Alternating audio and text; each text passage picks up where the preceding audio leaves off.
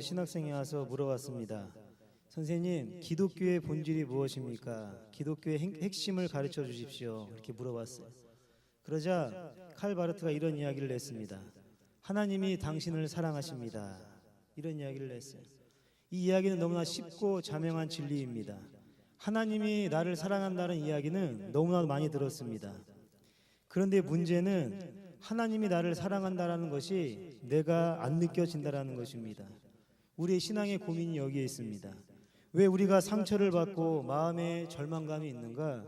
하나님이 나를 사랑하고 있다는 것이 안 느껴지기 때문에 그렇습니다. 내 영혼의 깊은 곳에서 하나님을 끝없이 갈망하고 있다는 그것을 우리 스스로도 모르고 있다는 거예요. 예수님께서 우리의 죄로 말미암아 십자가를 지시고 보혈의 능력으로 우리를 구원해 주셨는데 그 구원의 사랑이 매 순간마다 느껴지지가 않는다는 것입니다. 우리의 허물과 죄악, 그 연약함과 상함을 지금도 예수님의 사랑으로 감싸주시고 계신데 우리는 그러한 능력을 모른다는 것입니다. 실감이 나지가 않는다는 거예요. 우리의 마음속에 진정으로 하나님의 은혜와 사랑이 메말라 버렸습니다. 하나님의 은혜가 느껴지지가 않는 거예요. 하나님이 나를 사랑한다라는 것이 느껴지지가 않고 그냥 교회를 다니고 있습니다. 그러니까 하나님의 사랑을 경험하지 못하고 교회를 다니니까 힘든 일이 있으면 교회를 안 나옵니다. 그리고 바쁜 일이 있어도 교회를 안 나오고 대인관계로 어떤 시험에 들어도 교회를 안 나오게 된다는 것이죠. 아무리 그 인생이 스펙을 쌓고 좋은 직장을 다닌다고 할지라도 하나님의 사랑을 내가 느끼지 못한다고 하면 그 인생은 아무것도 아니라는 것입니다. 마르쿠제가 쓴 1차원적인 인간이라는 책이 있어요. 1차원적인 인간이라는 것이 무엇이냐면 소비사회가 되면 사람들이 단순해진다고 하는 거예요. 그래서 소비를 하게 되고 어떤 것을 우리가 얻게 되는데 그럼에도 불구하고 소비를 하면 할수록 우리의 마음은 점점 비어간다라는 거예요. 물질을 소비하는데 필요한 가치로 물질을 소비하는 것이 아니고 내가 필요한 것보다도 더 필요 이상의 가치를 소비한다라는 거예요. 예를 들어 자동차를 사도 그냥 내가 적당한 차를 사면 되는데 많은 사람들이 조그마한 차, 소형차를 사면 마치 내가 소형차가 된 것 같은 기분을 받는다라는 거예요. 그러니까 이왕이면 소형차도 차고 대형차도 차인데 이왕이면 대형차를 탄다라는 거예요. 왜냐하면 내가 대형차를 타고 다니면 내가 마치 대형차가 된 것 같은 생각이 든다라는 거예요. 그러니까 자기가 소비한 상품과 자기를 동일화시킨다라는 것이죠. 그러니까 자기가 소비했던 그 물건과 자기를 동일화시키는 사람을 1차원적인 사람이라고 한다라는 거예요. 가방을 사도 그냥 적당한 가방 사면 됩니다. 그냥 시장에서 그냥 얼마짜리 사면 되는데 싼 가방을 사면 마치 내가 싼 사람이 된 것 같이 보인다라는 거예요. 그러니까 그 허전한 마음을 달래기 위해서 몇백만 원짜리 가방을 산다라는 거예요. 내가 몇백만 원짜리 가방을 들고 다니면 사람들이 나를 명품으로 봐준다고 하는 것입니다. 자기가 산 가방과 자기를 동일화시키는 것, 이런 사람들을 1차원적인 사람이라고 하는 것입니다. 그래서 마르쿠제가 이야기하는 것이 20세기 자본주의가 소비주의의 첨단의 사회를 가면서 점차적으로 사람들은 1차원적인 인간이 되어간다, 이런 이야기를 했어요. 현대인들은 자꾸 1차원적인 인간이 되어가고 있는데 왜 이렇게 사람들은 1차원적인 인간이 되어가고 있는가? 그 이유는 사람들의 마음이 비어있기 때문에 그렇습니다. 그 텅 비어있는 마음을 무엇인가 채우고 싶은데 채워지지가 않으니까 더 비싼 것으로, 더 좋은 것으로 자기 자신의 의미를 부여하면서 살아가고 있다는 것입니다. 그런데 문제는 아무리 노력을 하고 그 마음을 채우려고 해도 결과적으로 그 마음은 채워지지가 않는다는 것입니다. 우리 요즘 많은 사람들도 굉장히 소비를 많이 하고 있습니다. 이제는 생산을 강조하는 시대보다는 소비를 강조하는 시대가 되었습니다. 모든 것이 풍요롭고 흘러넘칩니다. 그런데도 불구하고 우리나라에 아직 개발되지 못하고 있는 것이 무엇이냐면 우리의 마음이라는 거예요. 여러분, 우리가 마음밭이 개간되지 않고 텅 비어있는 상태가 있으면 그 허무함과 그 안타까운 마음으로 평생을 살아갈 수밖에 없다라는 거예요. 텅 비어져 있는 마음인데 그것을 방치하고 있으면 이 시대에서 살아가면서 낙오될 수밖에 없고 하루하루 우울감으로 살아갈 수밖에 없다라는 것입니다. 그렇다면 신앙생활이라는 것이 무엇인가? 우리가 교회 나와서 예배를 드리고 찬양을 하고 하나님께 말씀을 듣는데 그럼 우리가 신앙생활하는 것이 무엇인가? 우리의 마음밭을 개간해서 내 삶 가운데 값진 열매를 맺는 것이 신앙생활이라는 거예요. 여러분 아무리 좋은 옥토가 있다 할지라도 그곳에 아무것도 안 심으면 잡초만 우거질 수밖에 없다라는 것입니다. 우리 마음도 마찬가지라는 거예요. 우리 마음에 뭔가를 개간하고 자꾸 좋은 씨를 뿌리고 열매를 맺게 하고 또 그것을 통하여서 하나님께 영광을 돌려야 되는데, 오늘 본문 말씀을 보니까 어떤 사람이 있는데 깨끗하게 정리된 마음이 있어요. 그런데 그것에 아무것도 채워지지 않고 텅 비어 있는 채로 벌어져 있습니다. 그러니까 그 빈 마음에 어떤 일이 벌어지는가? 악령이 친구 7을 데리고 그 마음을 들어가 버려요. 그리고 그 마음을 점령해 버렸습니다. 그러니까 이전보다 그 마음이 더 악해지고 말았다, 그 이야기를 하고 있다라는 거예요. 성경에 보면 예수님을 만난 사람들도 사실 다 마음의 문제를 가지고 있었습니다. 베드로는 상한 갈대 같은 마음이 있었어요. 그 마음을 제대로 잡지 못하고 이리저리 왔다 갔다 하는 마음이었습니다. 예수님을 그리스도라고 고백했던 그 베드로가 예수님을 모른다고 저주까지 하면서 부인했던 삶을 살았던 사람이 베드로였습니다. 또 우리가 위대하다고 말하는 모세 같은 사람도 열등감에 사로잡혀 있었어요. 그 마음을 다잡지를 못했습니다. 우리가 위대하다고 말하는 다윗 같은 사람도 그 마음을 다잡지 못해서 성적인 유혹에 넘어가는 사람이었습니다. 아브라함도 그 마음을 다잡지를 못했어요. 결단하지를 못했습니다. 그래서 가정을 지켜내지 못했던 사람이었어요. 모든 것이 다 마음의 문제라는 것입니다. 우리는 마음 때문에 힘들어하고 아파합니다. 우리는 마음 때문에 시험에 들고 낙심하고 실족하게 됩니다. 왜 이렇게 마음 때문에 실족하고 힘들어하는가? 그것은 내 마음을 그냥 방치해 두었기 때문에 그렇습니다. 내 마음을 개간하지 않고 다른 것으로 채우지 않기 때문에 빈 상태 그대로 놔뒀기 때문에 우리 마음이 고통받고 있다고 하는 것입니다. 인생에 있어서 중요한 것이 여기에 있습니다. 예수님께서 가르쳐 주신 신앙의 요점들을 보면 다 마음 이야기를 하고 있는 거예요. 마음이 깨끗해야 하나님을 볼 것이다. 마음이 온유한 자가 땅을 차지할 것이다 라고 하면서 마음 이야기를 하고 있다라는 거예요. 또 마음속으로 다른 사람에게 음란한 마음을 품으면 그 자체가 죄를 범한 것이다. 누가복음 17장 21절을 보면 또 여기 있다 저기 있다고도 못하리니 하나님의 나라는 너희 안에 있느니라. 그러니까 성경에 보면 마음 이야기가 수도 없이 나온다라는 것입니다. 그러니까 우리가 가장 중요한 신앙의 요점을 붙잡는다라는 것은 다른 것이 아니라 마음의 문제를 붙잡는 것이라는 것이죠. 마음에 있어서 가장 우리의 인생에 있어 가장 중요한 것이라는 거예요. 사람은 일평생 마음을 가지고 씨름하며 살아가고 있습니다. 그 마음 때문에 고통받고 그 마음 때문에 다른 사람을 아프게 한다라는 것이죠. 러시아의 작가 도스토옙스키의 까르마조프가 형제들에서 이야기하는 거예요. 내 마음 속에는 늘 하나님과 악마가 싸우고 있다, 이렇게 이야기하고 있습니다.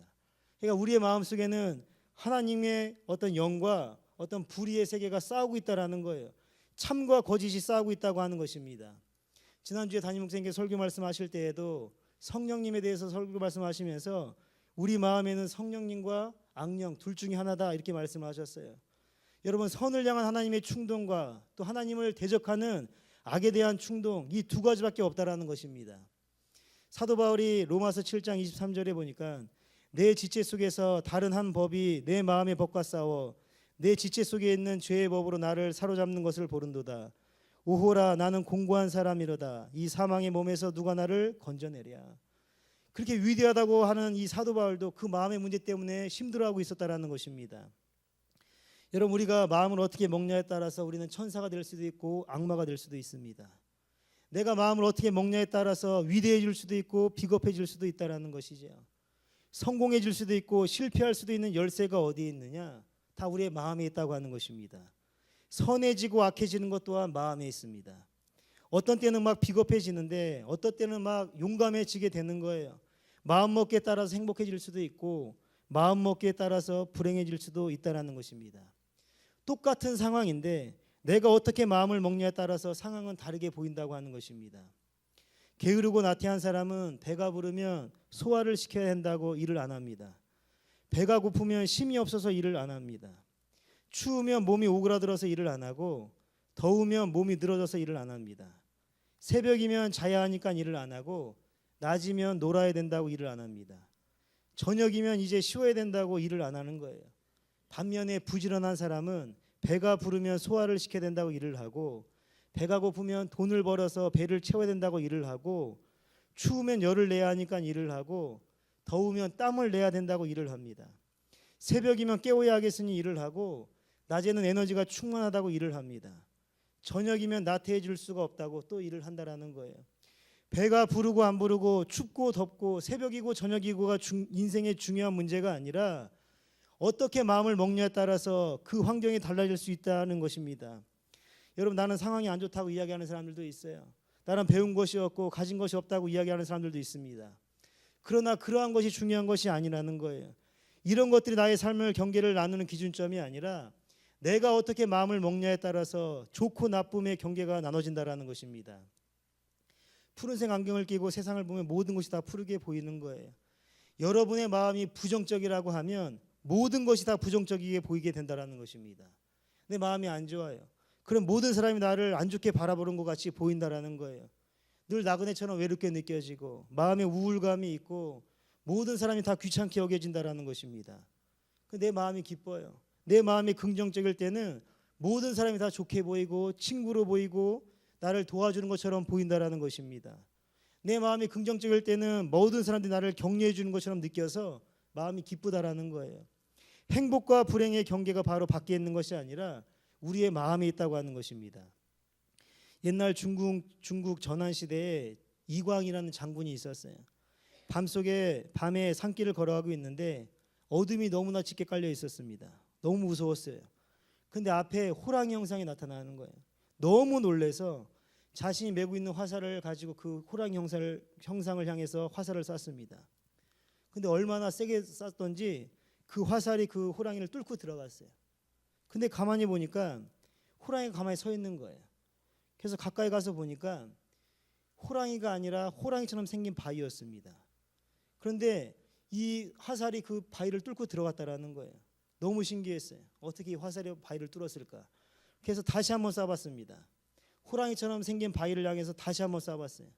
그런데 그 화살이 다 튕겨져 나간다라는 거예요.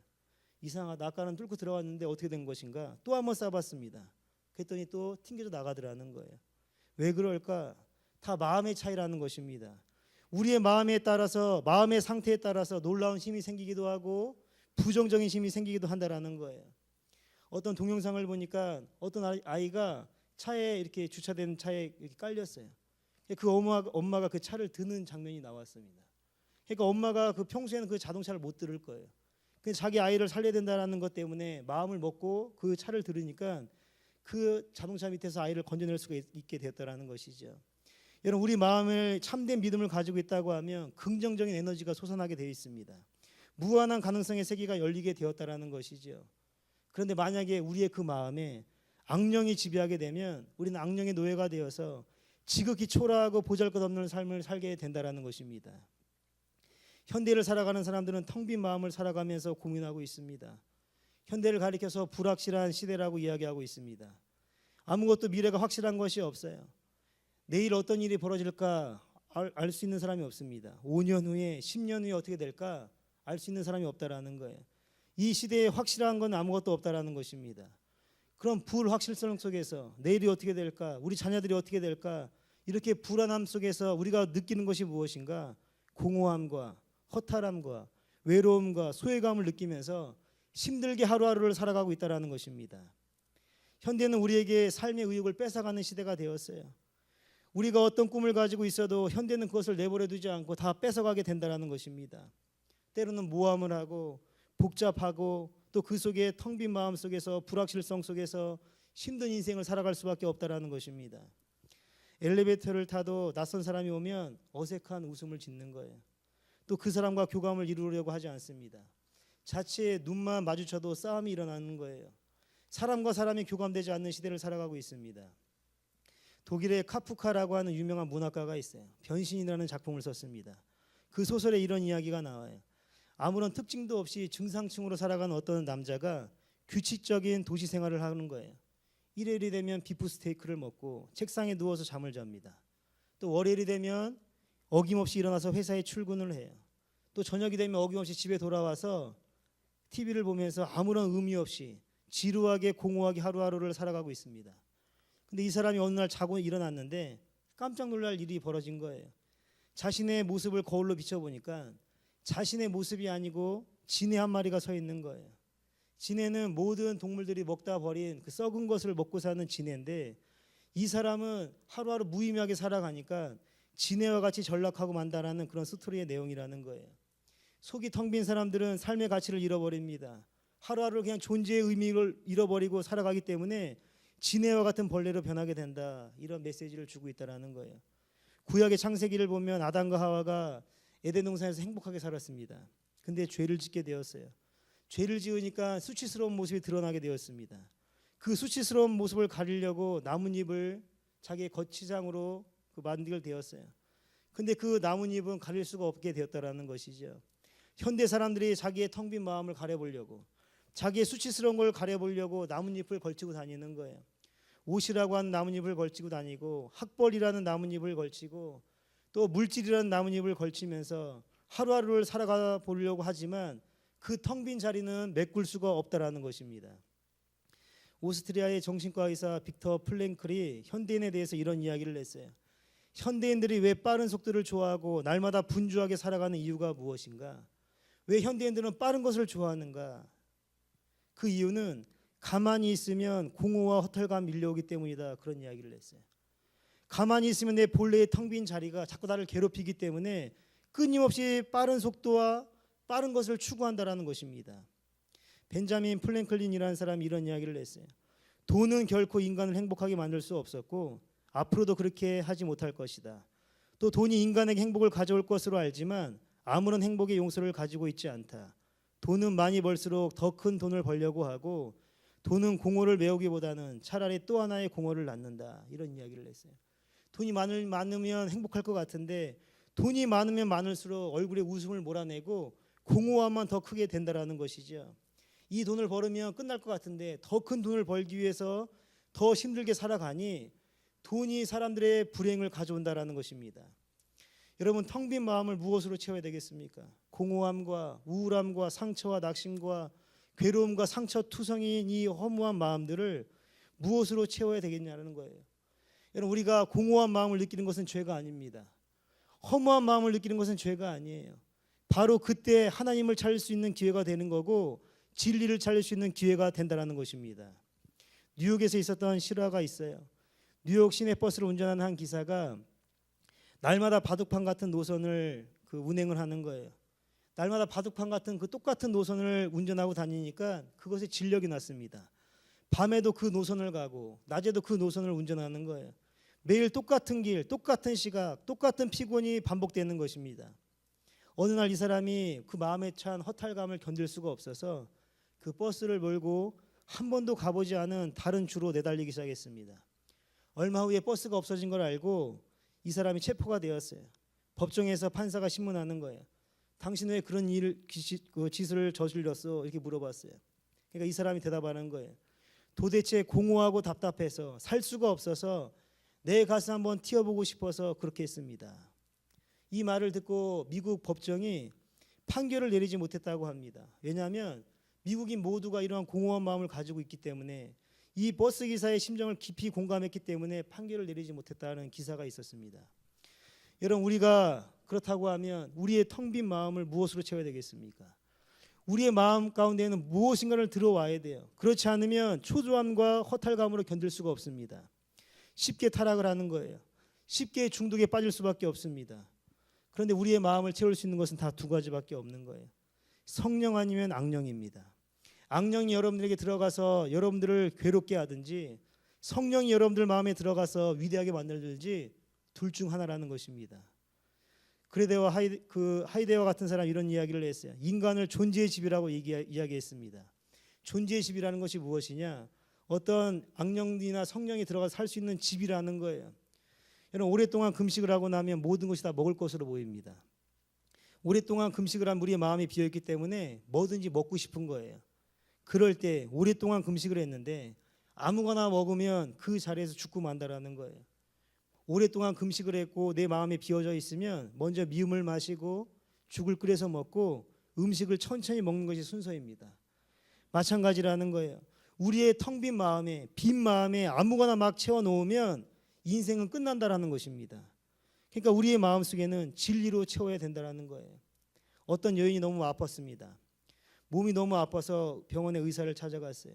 두통도 있고 머리도 아프고 신경질도 나고 잠도 안 오고 짜증이 나는 거예요. 그래서 자기가 아픈 그 병의 목록을 다 적어서 의사에게 보여줬어요. 가만히 진료를 하는데 신체적으로 아무런 이상이 없는 거예요. 그래서 이 의사가 한참 고민하다가 이런 결론을 내렸어요. 이 여자의 병은 삶의 부정적인 자세에 있다. 이를테면 슬픔과 원통함 같은 부정적인 감정이 그 안에 머무르고 있으니까 모든 질병이 나타난다. 이렇게 결론을 내렸어요. 그리고 그녀를 그 쌓인 감정을 풀어주기 위해서 그 자신의 진료소 뒤에 딸려 있는 온갖 종류의 약들이 질비한 방으로 여인을 데려갔습니다. 그리고 그 빈병들이 가득하게 있는 선반들을 가리키면서 여인에게 이야기하는 거예요. 저기 병 보이세요? 네, 보입니다. 저것들은 제각기 다르게 생겼지만 근본적으로 아주 흡사합니다. 무엇보다도 중요한 것은 모든 병들이 그 병 속에 아무것도 들어있지 않다라는 것입니다. 그래서 그 중에 병 하나 들어서 이 병에다 10명은 충분히 죽이고도 남을 독약을 넣을 수도 있습니다. 그리고 다른 병을 집어서 이 병에는 모든 사람의 병을 낫게 하고 열을 내리게 하고 욱신욱신 쑤시게 하는 두통을 사라지게 하는 몸에 잠복해 있는 박테리아를 퇴치할 수 있는 좋은 약을 넣을 수도 있습니다. 중요한 사실은 내가 결정한다라는 것입니다. 그러면서 이야기를 하는 거예요. 우리에게 주어지는 매일매일 같은 이런 삶은 여기에 있는 병들과 똑같다라는 거예요. 내 삶 가운데 부정적이고 안 좋은 것을 자꾸 채우게 되면 그 삶 자체가 지극히 해롭고 파괴적인 생각으로 자기 인생을 망칠 수밖에 없지만 자기의 마음속에, 자기의 빈 마음속에 긍정적인 것, 은혜로운 것을 채우게 되면 그 인생은 행복할 수밖에 없다라는 것입니다. 여러분, 그렇다고 한다고 하면 우리의 텅 빈 마음, 상처와 아픔과 고통과 질병, 가난, 우울, 낙심, 초조, 모든 상처가 있는데 우리의 그 상처나 그 마음을 채울 수 있는 가장 긍정적이고 아름다운 것이 무엇일까요? 그것은 바로 예수 그리스도라는 것입니다. 예수 그리스도가 우리 마음에 가득 차 있을 때 우리는 아무리 넘어져도 또다시 일어날 수가 있게 된다는 것입니다. 살다 보면 나와 모든 줄들이, 관계됐던 모든 줄들이 끊어질 때가 있습니다. 예전에 나와 친구였는데 그 관계가 끊어지는 거예요. 예전에는 나를 좋아했던 사람인데 그 사람이 나를 떠나게 된다는 것입니다. 그래서 혼자 있게 될 때, 외롭게 될 때 우리를 일으켜 세울 수 있는 유일한 끈이 무엇이냐? 예수 그리스도라는 것입니다. 여러분 마음속에 있는 그리스도에게 연락을 보내시면 예수님께서 반응을 해 주시게 된다는 것입니다. 4명의 자녀를 둔 한 어머니가 있었어요. 남편이 일찍 죽었습니다. 혼자 4 자녀를 키우게 되었어요. 4명의 자녀가 너무 어렸습니다. 여인은 살아갈 방법이 막막한 거예요. 그래서 하루는 독약을 사왔어요. 잠들어 있는 4 자녀를 깨워서 독약을 먹이고 다 죽인 다음에 나도 죽을까 이런 생각을 했어요. 그런데 어디에서 이 여인이 일할 때 그 누나들이 그 막내 동생을 데리고 다니면서 동냥젖을 얻어 먹여서 그 막내가 배가 불쑥 튀어나와서 잠들어 있는 모습을 봤어요. 마음이 약해지는 거예요. 저 어린 생명도 살아보겠다고 동냥젖을 먹어가면서 저렇게 악착같이 살아가고 있는데 내가 죽으면 안 되겠구나. 다시 마음을 먹고 새벽에 일어나서 일을 나가려고 하는 거예요. 그런데 이미 지치고 상한 몸, 폐결핵에 걸려서 도대체 이제 일어날 힘도 없는 거예요. 정신이 혼미해지면서 바닥에 쓰러졌습니다. 아무런 도움의 손길도 없는 거예요. 이 상태로 가만히 누워있으면 죽을 것만 같았습니다. 고작 나를 도와줄 수 있는 사람들은 지금 잠들어 있는 저 4 아이밖에 없는 거예요. 이 여인은 절망했습니다. 너무나 상처가 심했어요. 너무나도 마음이 안타까웠습니다. 그럴 때 이 여인이 처음으로, 난생 처음으로 예수님의 이름을 불렀어요. 예수님, 저 일어나야 됩니다. 저 일어나서 저 아이들을 키워야 됩니다. 이대로 주저앉으면 저 아이들 어떻게 합니까? 나 한번 살려주세요. 외마디 비명을 지르면서 쓰러져 갔습니다. 그런데 갑자기 예수님을 불렀는데 하늘이 지붕이 열리는 것 같은 환상이 보이면서 어떤 눈부신 햇살이 그 여인에게 다가오더라는 거예요. 그리고 자기의 빈 마음, 허전한 마음, 아픈 모든 질병들이 그 밝은 햇살이 채워지는 것을 느꼈다라는 거예요. 그리고 나서 그 자리에서 힘을 얻어서 모든 것을 하나님의 은혜라는 것을 고백하면서 그 누구도 도와주지 않고 버림받았던 처절한 삶의 밑바닥에 있었는데 예수님을 부르는 순간 그 인생이 바뀌게 되었다라는 거예요. 모든 육체의 질병이 고침받게 되었고 또 모든 생활 가운데 힘든 상황이 있어도 예수님이 나와 함께 하신다는 것을 느끼는 순간 그 어려움이 어려움으로 다가오지 않고 모든 힘들고 어려운 상황을 이겨내게 되었다라는 것입니다. 그리고 그 4명의 자녀를 훌륭하게 키웠다라는 이야기가 있습니다. 여러분, 우리의 삶에 가장 긍정적이고 가장 값진 것이 무엇인가? 바로 예수 그리스도라는 것입니다. 예수님보다 더 위대한 것은 없습니다. 아무리 돈이 있고 아무리 권력이 있고 명예가 있다 할지라도 예수님 안 계시면 그 인생은 아무것도 아니라는 것입니다. 여러분, 한번 생각해 보세요. 때로는 돈이 없을 때도 있어요. 때로는 질병 때문에 힘들 때도 있습니다. 그런데 예수님이 내 안에 계시다고 하면 그보다 더 값진 인생은 없는 것입니다. 하루하루 살아가시게 될 때에 우리에게 괴로움이 있다 할지라도, 슬픔과 허무가 있다 할지라도, 어떠한 것이 우리를 괴롭게 한다 할지라도 예수님께 신호를 보내시고 오직 예수님이 나의 마음에 계시고 나의 모든 근심을 해결해 주실 것을 믿고 나아가는 성도들에게는 반드시 그 마음 가운데 모든 근심을 떨쳐주시고 행복하고 복된 인생으로 세워주시게 될 줄로 믿습니다. 날마다 그 예수님을 마음에 모시고 하루하루 살아가시면서 행복을 예수님을 통해서 찾으시고 여러분의 능력을 예수님을 통해서 찾으시고 예수님을 통해서 위로를 받으시고 날마다 어디를 가든지 무엇을 하든지 예수님과 교통하시면서 승리하며 살아가시는 여러분 되시기를 예수님의 이름으로 간절히 축원드립니다. 기도하겠습니다.